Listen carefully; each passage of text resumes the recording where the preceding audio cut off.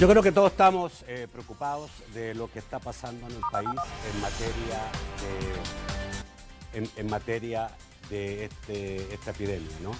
Que está causando cada vez más contagiados, cada vez más víctimas fatales. Los últimos números asustan, ¿no? Cuando ya empieza a subir de 100, incluso a 200 contagiados diarios. Estamos lejos de estar en un aplanamiento del problema o de una solución al problema. Estamos quizá en el momento más alto. Y por eso creo que es el momento adecuado para poder conversar con dos especialistas sobre este tema. Esta noche mis invitados que están vía Skype en su casa, que recibo con mucho gusto, son el doctor Milton Brizuela, quien es el presidente del Colegio Médico de El Salvador. Buenas noches, doctor Brizuela. Hola Nacho, un placer estar con usted y su audiencia. Gracias. Y también nos acompaña el doctor Iván Solano Leiva, infectólogo. Muy buenas noches, doctor Solano Leiva. Buenas noches, Nacho. Buenas noches, doctor Brizuela. Un placer estar en su programa. Bueno, vamos a hablar de lo que está pasando. De lo que está pasando en este momento. Tenemos entendido que hay una situación muy difícil en los tres hospitales, por lo menos de San Salvador, que está atendiendo gente que en COVID, que son el Rosales, el Sacamil y el Seguro Social. Vamos a hablar del hospital nuevo, qué función puede cumplir. Hoy día decía la comisionada presidencial Carolina Resino que su hospital solo iba a recibir pacientes de reserva, que no era un hospital para que la gente pudiera llegar ahí directamente. Vamos a hablar de la posibilidad de una nueva cuarentena en el país. Saludamos a quienes es posible este primer segmento de debate, la Central de Seguros y Fianzas, líder en fianzas. Los salvadoreños somos valientes. Somos solidarios. Juntos saldremos adelante. Como siempre, ánimo y a luchar. Protejamos a los que más amamos y caminemos juntos con fe. Comprometidos con el progreso de El Salvador. La Central de Seguros y Fianzas. Su centro de confianza. Bueno, lo primero que quiero preguntarle a mis dos invitados esta noche es cómo ven la situación actual. Recordemos que hace tiempo atrás se nos dijo que ya íbamos a ir saliendo, pero lo que vemos es cada vez más. No sabemos hasta dónde vamos a llegar, cuál es el número de infectados que vamos a llegar a tener, cuándo se puede aplanar esta curva, etcétera, etcétera. ¿Cómo se califica la situación actual? Doctores, quien quiera me empieza a empezar a contestar primero. A ver, empecemos con el doctor Brizuela. Brizuela, ya, doctor Brizuela. Bueno, nosotros con una gran preocupación, ya que evidentemente el sistema hospitalario del país está sobrepasado su capacidad.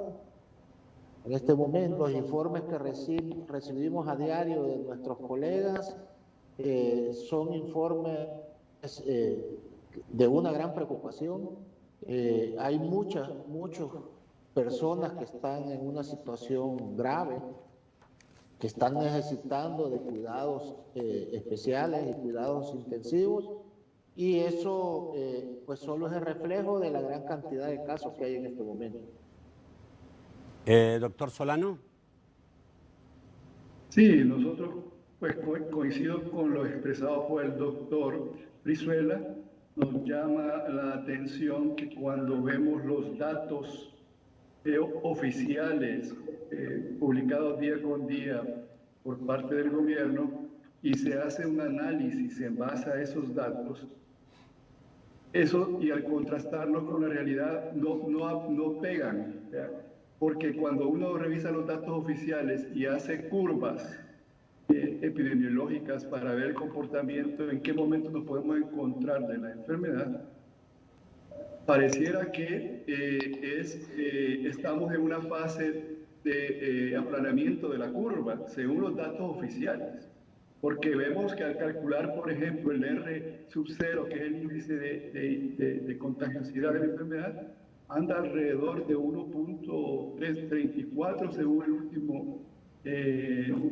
último evaluación que se hizo de parte del Colegio Médico, y eso significa que al inicio de la pandemia comenzamos con este índice alrededor de 5 puntos y algo más de R sub 0.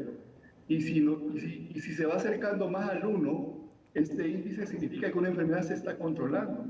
Pero cuando la contrastamos con la realidad, ¿ve? Como bien decía el doctor Brizuela, los hospitales están colapsados. Nosotros hemos visto a través de las redes sociales, a través de los medios de comunicación, la situación caótica que se está viviendo en los hospitales de la red del Seguro Social, donde personas con requerimientos de oxígeno, a altas dosis de oxígeno, están tirados prácticamente con una colchoneta en el estacionamiento del Hospital General. Además, quiero decirle, Nacho, y a la población también, de que lo que es la atención en hospitales privados, también ya estamos viendo. De hecho, los hospitales privados nunca iban a poder suplir la necesidad de camas y evitar un colapso del sistema de salud, porque es más, en este momento solo hay 2 hospitales a nivel privado que tienen la capacidad de atender personas porque tienen los protocolos adecuados para la atención de las personas con COVID positivo. Y entonces, por ejemplo, le comento rápidamente, esta tarde yo asistí a evaluar a un paciente a un hospital privado, un hombre joven de 34 años. Los problemas de él eran la obesidad mórbida y además ser diabético descontrolado. Y el señor llegó con una saturación de oxígeno que para esa edad de él debería de tener por lo menos un 95% y estaba saturando a un 80%. En un estado delicado que requiere una atención inmediata. Y desafortunadamente, así como pasa en el sistema público, también mucho más frecuente en el sistema privado, no había dónde poder atenderlo. Ya estaban llenas las camas para ingresarlo porque esa persona es de ingreso, ingreso inmediato. Y tampoco un lugar donde poder evaluarlo de manera adecuada. Así que tuvimos que referirlo al Seguro Social porque la persona era asegurada. Pero esa persona requiere una atención inmediata porque se pone en riesgo su vida. Entonces, esa es la situación que estamos viendo actualmente, donde lo que nos preocupa cada vez más es que más personal de salud y sobre todo el personal de salud del Seguro Social se está enfermando y se está infectando. Y ya vamos a hablar un poquito más de eso más adelante. Doctor, ¿Cuáles ser los factores? yo vi un video esta tarde que me dejó tremendamente preocupado, que me pareció dramático, un video que me aseguran que es del Seguro Social, donde se ve una cantidad no menos entre el pasillo y un par de salas de unas 50 personas que están ahí, que en condiciones, como el doctor dijo, algunos en el suelo, en colchonetas en el suelo, otros sentados en una silla, otros sentados en una banca recibiendo oxígeno y otros, unos pocos, digamos, ¿cierto?, en cama. Y lo que se ve es a una enfermera desesperadamente tratando de atender a toda esa gente, ¿no? Una cantidad inmensa para una enfermera que estaba ahí. No sabemos si había más personal, obviamente. Uno dice, ¿esta imagen será real, será verdadera? Me aseguran que es verdadera. No se puede publicar por cuanto, digamos, hay caras ahí y no se puede identificar a los infectados, pero da la impresión que estamos viendo una situación mucho más preocupante de lo que la sociedad salvadoreña cree. Doctor. Sí, estamos en una situación dramática, Nacho. Como lo mencionaba el doctor Solano, desde la gremial estamos sumamente preocupados porque el personal médico y paramédico se está enfermando, se está complicando y están falleciendo por esta enfermedad. Mucho de esto tiene que ver con que no se le está proveyendo del equipo de bioseguridad adecuado y de la cantidad adecuada para estarse protegiendo permanentemente. Entonces, nosotros sí queremos aprovechar este espacio para hacer un llamado a las autoridades, tanto del Seguro Social como del Ministerio de Salud, ya que no solo es un problema del sistema hospitalario, es una sobrecarga de todos los establecimientos de salud.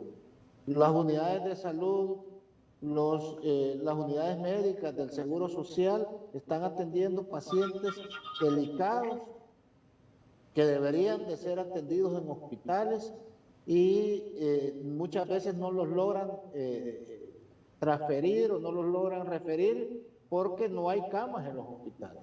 Entonces, realmente la situación está bastante comprometida y estamos preocupados por eso. ¿Qué pasa si hace poco se inauguró un hospital, el Hospital Salvador, que nos mostraron una cantidad importante de camas y que se dijo que rápidamente se pudieran implementar a 1000 camas? ¿Por qué uno esperaba que inmediatamente se produjera un traslado de pacientes y que pudieran desahogarse un poco los hospitales que hoy día están colapsados? ¿Por qué eso no ocurre? ¿Qué pasa con el Hospital El Salvador? Bueno, Nacho, antes de responderle su pregunta, sí quisiera ampliar un poquito lo que decía el doctor Brizuela. Quiero comentarles que su servidor está convaleciente de haber sufrido COVID-19. Tuve una neumonía severa, me estuvo hospitalizado. Y dentro de los hospitales, yo estuve inicialmente en un hospital privado y después me trasladaron al Hospital Nacional San Rafael. Y estuve en la unidad de cuidados intensivos de ese hospital. ¿Qué vi yo ahí? Vi a un personal de salud comprometido en la atención de los pacientes. Vi a un personal de salud con los equipos adecuados de protección personal. Y en ese sentido, creo yo, por lo menos la apreciación que yo tuve del Hospital Nacional San Rafael, es que el personal de salud está cansado, está haciendo su máximo esfuerzo, pero tiene el equipo de protección adecuada para la atención de los pacientes. Sin embargo, en el Seguro Social está haciendo esto diferente. Y las personas el personal de salud que se está infectando es más del Seguro Social. Quiero decirle a la población salvadoreña que es increíble que en el Seguro Social a los colegas, según nos han informado, les estén dando equipos de protección personal tipo 2, cuando debería de ser un equipo de protección personal tipo 3, mayor protección al personal para la atención de las personas. Y lo que es peor, le entregan una mascarilla, prácticamente nos estaban informando ahora de una mascarilla por día, o sea, les deben de tener una mascarilla diaria, pero la van reciclando si tienen trabajo de lunes a viernes, una el día lunes, otro el día martes, etcétera, y después vuelven a la cadena inicial. Eso no puede ser. Y eso podría estar explicando el por qué el gran impacto en la población, en el personal de salud. Y aquí es un llamado urgente y vehemente a la directora del Seguro Social, a que asuma la responsabilidad de brindarle a su personal de salud de primera línea el equipo adecuado para la atención de los pacientes. Es ahí donde estamos viendo una mayor crisis. Doctor, con respecto al Hospital El Salvador. No, toquen un corte, me parece. Solo quiero que antes del corte, volver a ese tema del Hospital Salvador, me digan cuál es el número de personal de salud en el país que ha sido contagiado, doctor Brizuela. Bueno, no tenemos un dato oficial, Nacho, porque gracias a Dios muchos de los colegas han sido contagiados, algunos han pasado su enfermedad en forma sintomática o con síntomas leves, y son relativamente pocos los que han tenido desenlaces fatales, pero no tenemos una data oficial. Pero sí se ha calculado que aproximadamente es el 33% de los contagios el personal de salud. Ok, vamos al corte, ya volvemos. Yo quiero advertirle al doctor Solano que, ya que él contó su experiencia de haber sido contagiado, que nos cuente también, digamos, qué podemos hacer, los que aún no hemos sido contagiados. Ya volvemos. Bueno, la pregunta quedó hecha. ¿Por qué el Hospital El Salvador, recientemente inaugurado, no vino a desahogar a los demás hospitales que están colapsados? Doctor Solano. Gracias, Nacho. Sí. Ustedes recordarán que el anuncio del señor presidente de la República de que se iba a construir el hospital más grande de Latinoamérica con una capacidad impresionante de camas, de unidades de cuidados intensivos, vino, si mal no recuerdo, fue de las primeras noticias dentro de una cadena nacional que nos dio el señor presidente allá por el mes de marzo. Hoy nos encontramos un hospital, El Salvador, que al parecer todavía no está con el personal de salud preparado para la atención de estos pacientes. Nos hablaban que en esta primera fase iban a haber 400 unidades de cuidados intensivos, pero posteriormente nos hemos dado cuenta que en realidad solo son en este momento 105 unidades de cuidados intensivos. Además, nos hemos dado cuenta a través de las redes sociales y a través de investigaciones periodísticas que el gobierno ha comenzado a contratar personal en estos momentos. Bien. Después de inaugurado el hospital, algo que no puede entenderse desde el punto de vista lógico, que no tenga todavía el personal adecuado para la atención de las personas. Y todavía andan, en esta semana, pues hicieron un llamado al personal de salud a que se presentara a entrevistas, etcétera. Además, hemos visto esta semana que el señor presidente de la República, el Ejecutivo y el señor ministro de Salud están haciendo gestiones, con otros médicos de otros países, entre ellos España, entre ellos hemos visto notas para médicos de Guatemala, para que vengan a apoyar en la atención de personas enfermas con COVID en el Hospital El Salvador. Entonces, si nosotros inauguramos un hospital, ya debemos tenerlo con todo lo que requiere el funcionamiento de un hospital. Y lo básico, el personal de salud que va a atender a esa población que vendría a desahogar muchos hospitales, tanto el sistema público como el Seguro Social. Pero ya llevamos un poco más de una semana de inaugurado el hospital y todavía no está funcionando ni siquiera probablemente al 1%. Entonces, son cosas que uno no desde el punto de vista médico, no se explica. Un hospital habrá que preguntarle a las autoridades por qué se han dado esta situación. Un hospital es un ente muy complejo. ¿Cuánto creen ustedes que podría demorar ese hospital para estar funcionando en el 50% de lo que se dice? Doctor Brizuela. Es que, mire, Nacho, nosotros en este momento hemos visto la inauguración de un ala de un hospital. Como yo lo he dicho en otros medios de comunicación, el Colegio Médico recomendó un hospital temporal por lo rápido que se podía adecuar para ampliar la capacidad de camas, ya que sabíamos que iba a haber una gran cantidad de pacientes y que se iba a necesitar espacio o camas para poderlos atender. El presidente o el gobierno optó por hacer en este momento la inauguración de un ala de un hospital que ha ofrecido que lo va a hacer un hospital permanente. Ese hospital permanente, desconocemos nosotros cuál es el alcance o cuál es el objetivo que va a tener. En este momento entendemos que se va a utilizar para atender enfermos con COVID, principalmente enfermos en estado grave o en estado crítico.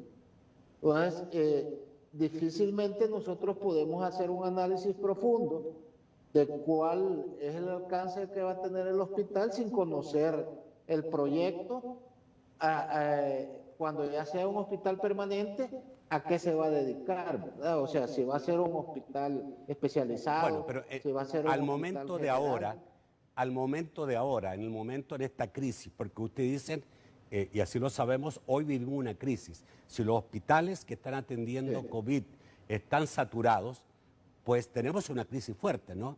Y cualquier persona debe saberlo, que si se le presenta un estado de contagio, sabe, digamos, que va a llegar a un hospital saturado, y a mí me han dicho que incluso hay gente que no la han recibido o la han dejado esperando más de 12 horas, lo que representa un altísimo peligro de muerte.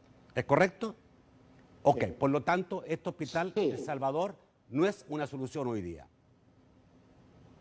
En este momento, y creo que es importante que la población sepa, la necesidad de esas camas extra las teníamos de hace 2 o 3 semanas.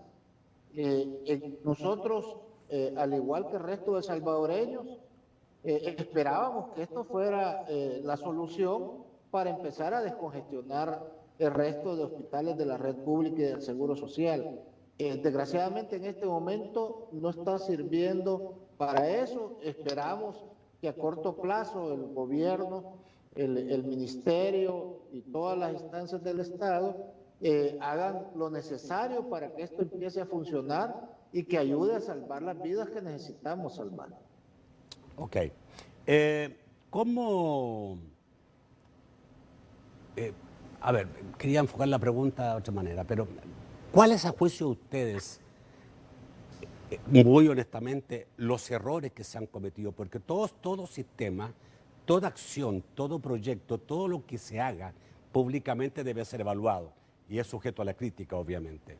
Ustedes han hecho algunas críticas, ustedes han dicho debe haberse hecho de otra manera, debe haberse hecho hospitales temporales. Hoy el presidente de la República se reía porque en Chile hubo una lluvia muy fuertes y el agua llegó cerca de los hospitales provisionales que fueron hechos, pero no entró el agua, el presidente dijo que aquí se hubiera pasado eso, se habrían inundado. No, esas carpas están hechas para no inundarse. Pero de todas maneras, digamos, ¿cierto? Ustedes han dicho, esto debe hacerse de otra manera. Cuando vemos la situación el día de hoy, ¿ustedes qué dicen? ¿Evidentemente se han cometido errores? Bueno, yo creo que no es lo que nosotros decimos, es lo que nosotros, o lo que la población también estamos viendo. Creemos que sí. Yo recuerdo la primera reunión que fue histórica, lo dijimos nosotros en su momento, en la cual las autoridades de salud llegaron a las instalaciones del Colegio Médico el 28 de enero del 2020 a mostrarnos el plan que tenían para la atención, en la preparación y atención de pacientes COVID, en donde se nos presentó en esa reunión que el Hospital Nacional Saldaña ya estaba preparado, con el equipo capacitado, con el personal adecuado para la atención de pacientes COVID positivos. Y nos dimos cuenta de que todos esos planes en papel que nos llegaron a presentar, en la práctica, nunca se desarrollaron. Vimos cómo colapsó el hospital del Hospital Saldaña. Luego vimos que se trasladaron los pacientes delicados porque no había personal de cuidados intensivos en Saldaña al hospital Amatepec, en donde se improvisó una unidad de cuidados intensivos en sala de operaciones, colapsó. Y entonces vemos nosotros que los planes que estaban escritos por alguna razón que desconocemos ya no se siguieron. Alguien tomó otras decisiones y comenzamos a ver improvisaciones. Y es lo que hemos estado viendo en estos momentos, desafortunadamente. Y improvisación tras improvisación, sin un plan definido. Lo vemos con los famosos centros de cuarentena, cómo se implementaron y lo mal que fueron implementados y cómo contribuyeron al ingreso del virus al país y al incremento de casos de la enfermedad en nuestro país, etcétera, etcétera. O sea, creemos desafortunadamente que esta pandemia, este problema de salud, ¿por qué creemos que han venido improvisando? Bueno, creemos que han venido improvisando porque quienes están manejando esta crisis de salud pública no son especialistas en salud. A los especialistas en salud pública, al personal capacitado, el Ministerio de Salud tiene dentro de la institución personal que ha seguido cursos de epidemiología y de salud pública certificados por el CDC de los Estados Unidos. Los han apartado, los han hecho a un lado. Y gente que no tiene ninguna experticia en salud pública, sino que son expertos en marketing político, se han dedicado a manejar esta pandemia. Y ahí es donde estamos viendo toda esa serie de improvisaciones, con el corolario ahora de que tenemos un hospital, El Salvador, con las instalaciones que nos presentaron, y como bien decía el doctor, solo un ala del hospital, pero que no está haciendo el papel que debía funcionar. Ya después de una semana, debería de haber ayudado a descongestionar el sistema público y del Seguro Social, y no lo está haciendo.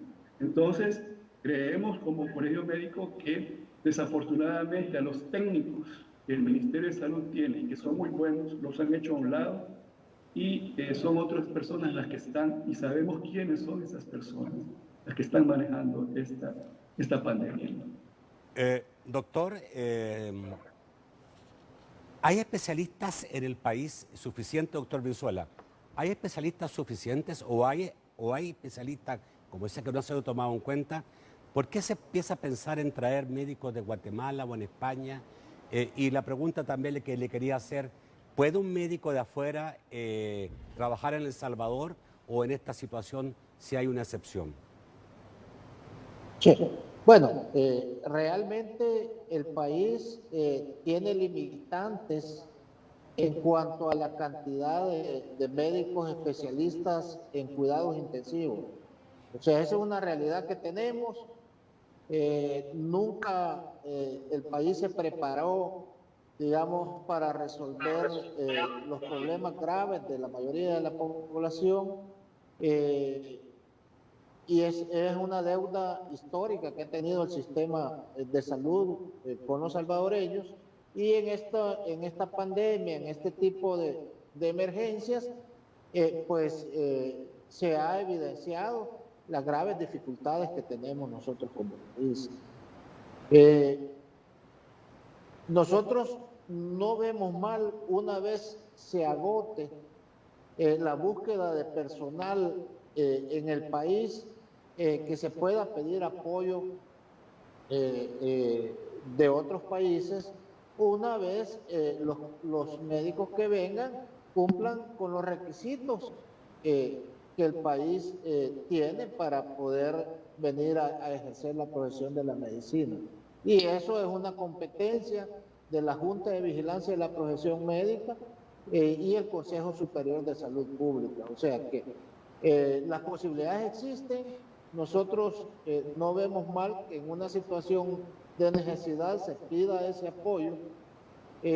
Lo decía esta mañana que tuvimos la oportunidad de estar en la asamblea, de parte de las autoridades, del Ejecutivo, de parte de todo el estamento político, tenemos que bajar esa dinámica de confrontación que existe, porque muchos médicos en el extranjero no ven bien ese tipo de confrontación, y probablemente eso pueda impedir que hayan quienes que con ganas de venir a ayudar quieran llegar a un país donde permanentemente el Ejecutivo se está enfrentando con los diferentes órganos del Estado. Ok, voy al corte. No, y además que sean efectivamente médicos especialistas, que no va a llegar cualquier médico, digamos, a decir, como soy español, soy especialista, pero tiene que mostrar su especialidad. Vamos al corte, ya volvemos. Bueno, el doctor Solano habló de subregistro. El ministro de Salud también ha dicho que obviamente existe un subregistro, lo que no sabemos en qué dimensión hay un subregistro. tenemos hasta el momento cifras oficiales 6.000 infectados y pareciera una cifra no muy alta para cualquier país. Hay países que tienen 100.000, 200.000, hasta 1.000.000. Pero, ¿cuánto puede ser este subregistro a juicio de ustedes? Bueno, quiero comentar, Nacho, en ese aspecto que nos preocupa como gremio médico el que haya un subregistro sumamente importante. ¿Por qué? Porque eso hace que las medidas de salud pública que uno pueda tomar no sean las mejores. En medicina, cuando uno estudia medicina, nos enseñan que para llegar a un adecuado diagnóstico, por lo tanto, para un adecuado tratamiento, nosotros debemos de historiar, preguntarle a la persona, al enfermo, y examinar al enfermo. Eso nos va a dar una idea de cuál es el problema que puede tener nuestro paciente y en base a eso enviar los exámenes respectivos y un tratamiento adecuado. Pero si nosotros no hacemos esa historia clínica, ese examen físico, no vamos a dar soluciones adecuadas. Y haciendo la analogía a la situación de la realidad del país en cuanto a casos confirmados, casos sospechosos y fallecidos, pues igual, si nosotros no tenemos datos oficiales fidedignos, pues vamos a tomar las mejores medidas de salud pública para la atención de este problema. Y quiero decirles algo que es sumamente preocupante y grave también.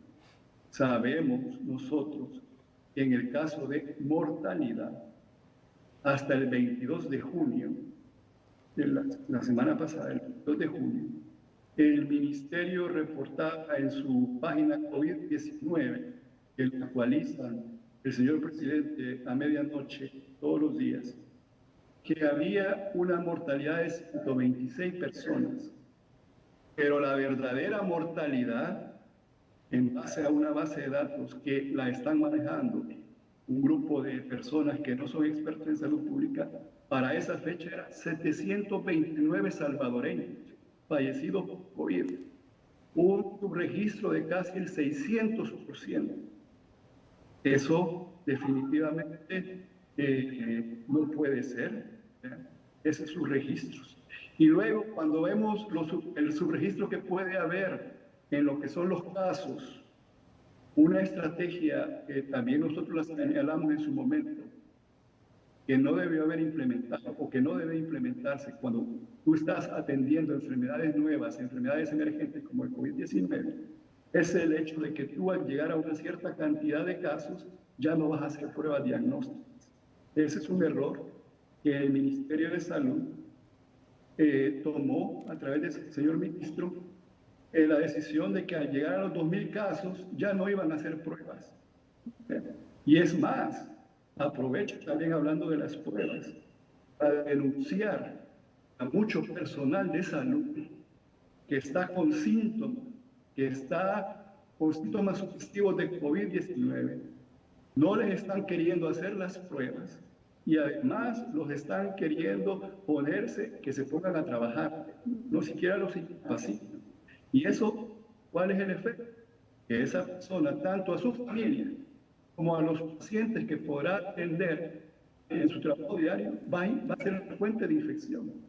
En ese sentido, hoy repito, es necesario que al personal de salud se le dé las herramientas necesarias.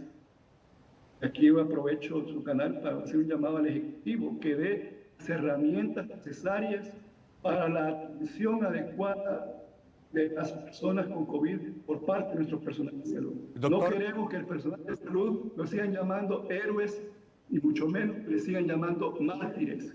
Necesitamos un personal de salud con esa disposición que tiene, pero que esté con los equipos de protección adecuados para la atención. Ok, doctor, me llama mucho la atención que los sindicatos del Seguro Social, los sindicatos de los hospitales tan activos históricamente, hoy estén en silencio ante este tipo de cosas que usted está denunciando. Sí, no, es lamentable, Nacho. Es lamentable. ¿Qué pasa? Nosotros ¿Por qué?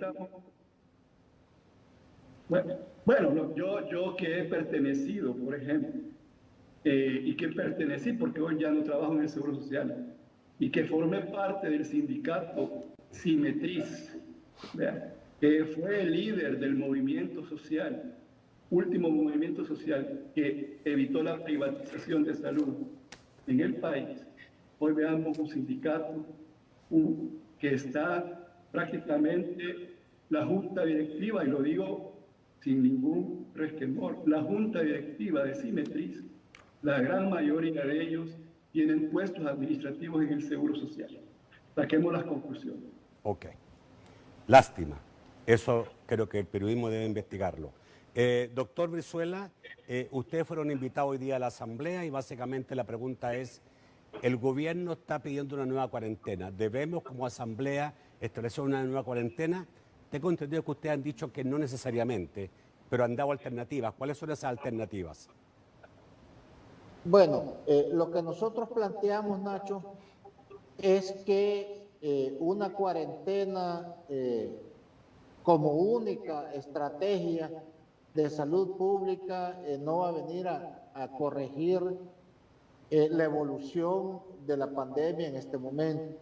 Nosotros siempre hemos sido enfáticos que la búsqueda activa de los casos en las comunidades, la vigilancia epidemiológica activa e inteligente puede modificar la evolución de la enfermedad y evitar o parar esa circulación del virus en esos focos comunitarios que es donde más se está propagando este fenómeno.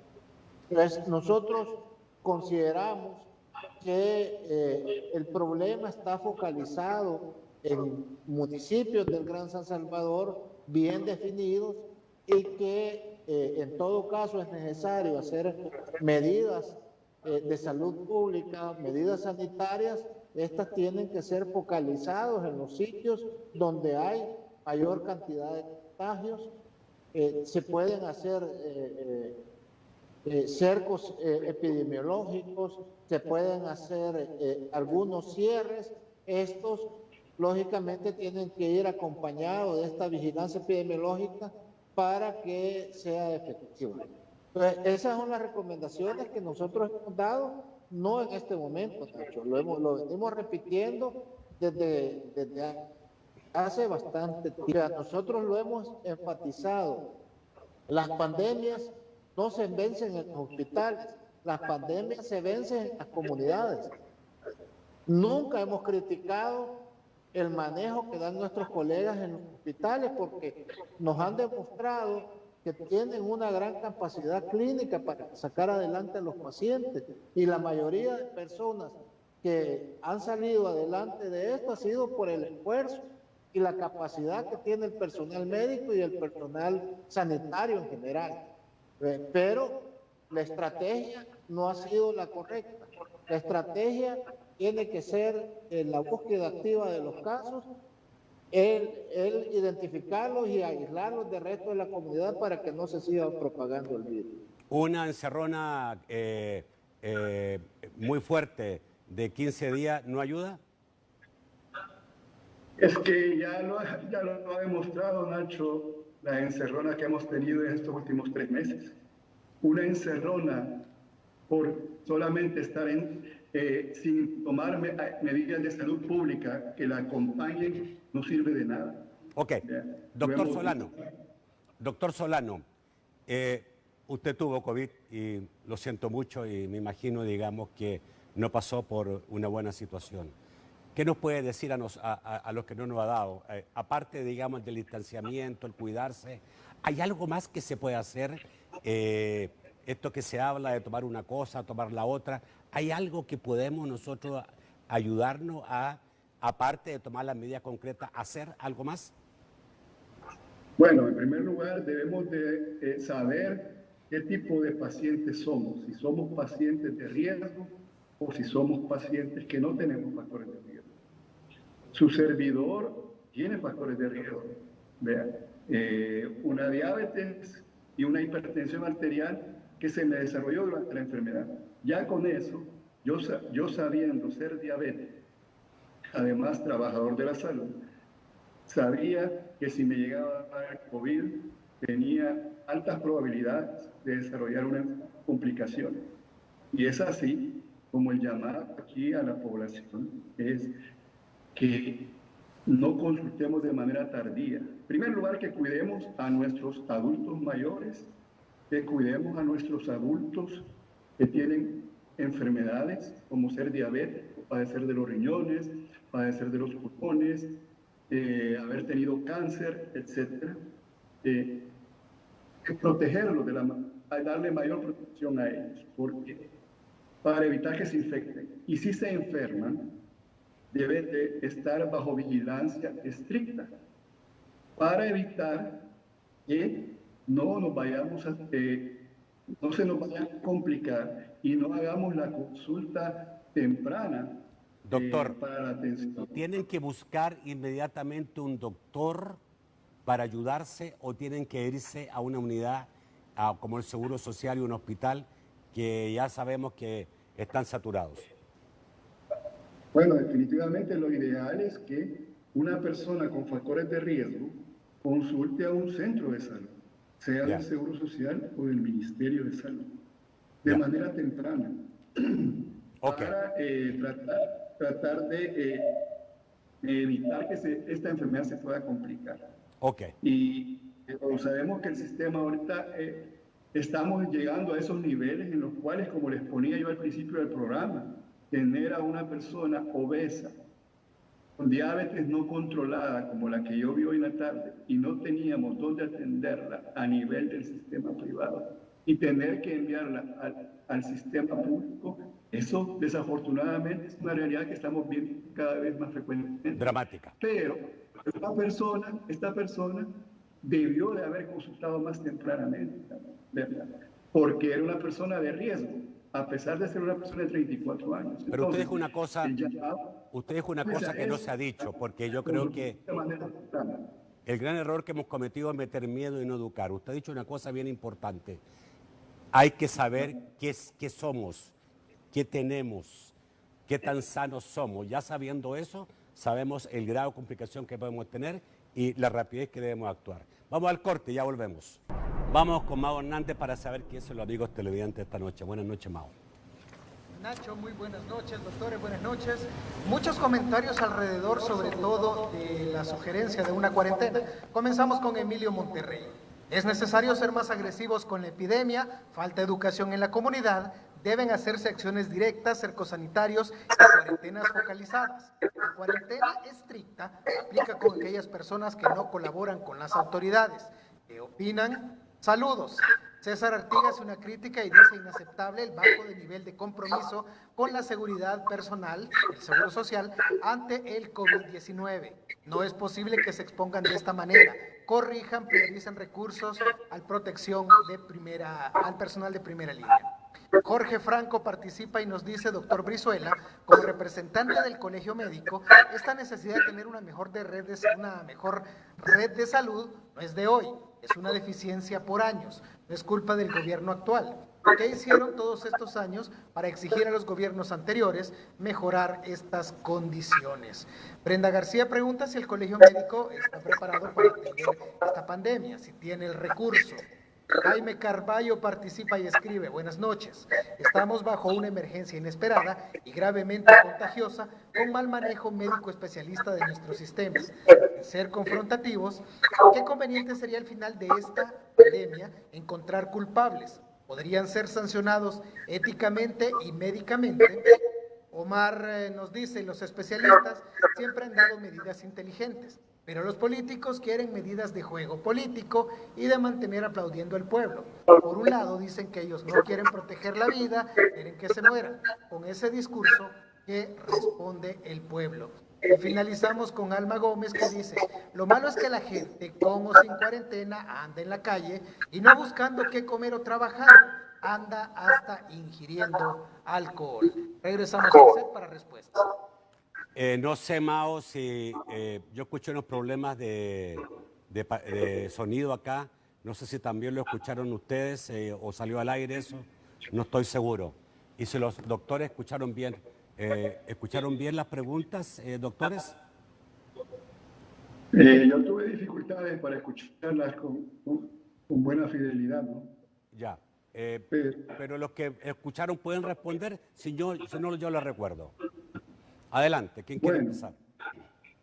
quisiera aprovechar porque es algo que muchas personas siempre dicen de todos aquellos que estamos queriendo contribuir a que el país sea exitoso en el manejo de la pandemia de COVID-19. El país, ¿verdad? Porque eso es lo que nos interesa a nosotros. Y siempre nos dicen, ¿dónde estaban ustedes cuando el sistema de salud ha sido pésimo en los últimos años? Pues precisamente luchando para mejorar ese sistema de salud. Les recordamos que la lucha que el doctor Brizuela, que su servidor y muchos otros que tenemos en el Colegio Médico, no viene de junio de 2019 a la fecha. Viene de años atrás, donde su servidor, por lo menos su primera experiencia gremial, fue en la lucha contra la privatización de salud. Y que gracias al apoyo de la sociedad salvadoreña, liderados por el gremio de salud, se paró la privatización que en su momento el gobierno de turno quería implementar en nuestro país. Nosotros siempre hemos hecho críticas constructivas en donde proponemos a las autoridades de turno las mejorías, porque quienes conocemos el sistema somos aquellos que hemos trabajado en el sistema por muchos años.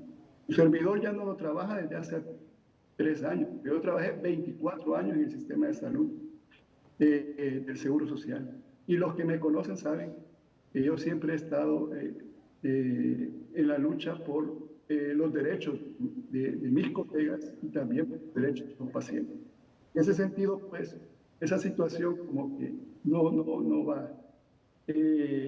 Luego hablaban, si mal no recuerdo, creo que hablaban de la cuarentena focalizada. Sí. Nosotros como gremio médico estamos precisamente promoviendo de que no puedes trabajarse una cuarentena a nivel de todo el territorio nacional, sino que en base a datos que el Ministerio de Salud tiene, que sabe cuáles son, como podríamos decir, los lugares más calientes donde está circulando con mayor frecuencia. Por ejemplo, en el municipio de San Salvador, pues ahí hacer cuarentenas focalizadas y hacer vigilancia y enviar a los equipos del primer nivel de atención, dirigidos por un epidemiólogo, a hacer investigación de casos, a búsqueda de casos activos y tomar las medidas adecuadas. Recordemos, por ejemplo, el cerco sanitario o el cordón sanitario que se estableció en la ciudad de Metapán cuando apareció el primer caso en nuestro país. Ya. Esas son las medidas que deben de hacerse, pero no a nivel de todo el país, porque no en todo el país está circulando el virus con la misma intensidad. Entonces, basados en una vigilancia epidemiológica y datos, debemos de tomar las medidas de salud pública más adecuadas y tomar en cuenta el sistema de atención primaria. Gracias, doctor. Doctor Brizuela.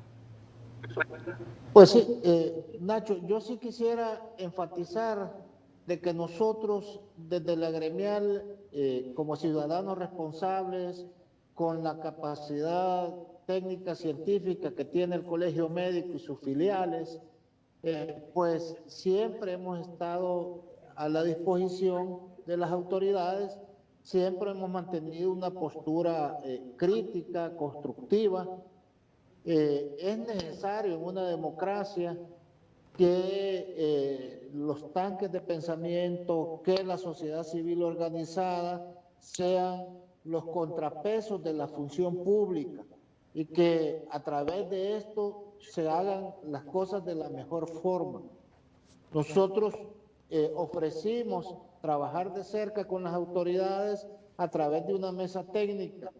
Como vimos que no existía la posibilidad porque las autoridades no se abrieron a presentar los datos oficiales, los cuales eran necesarios que nosotros conociéramos, pues decidimos hacer el Observatorio Médico COVID-19 y a través de él, del observatorio, hemos estado haciendo esa Contraloría Social y hemos estado dando nuestras sugerencias y nuestras opiniones al respecto. Creo que también sí quisiera resaltar que el doctor Solano le enfatizó, existen dudas con el tema de los datos oficiales, tanto con el número de casos como con el número de fallecidos. Nosotros sí quisiéramos que se hiciera un comité validador de esos datos para que eso nos diera certidumbre para ir tomando decisiones en el futuro. Ok. Me queda muy claro dos mensajes que hay y muy importantes. Subregistro altísimo aparentemente.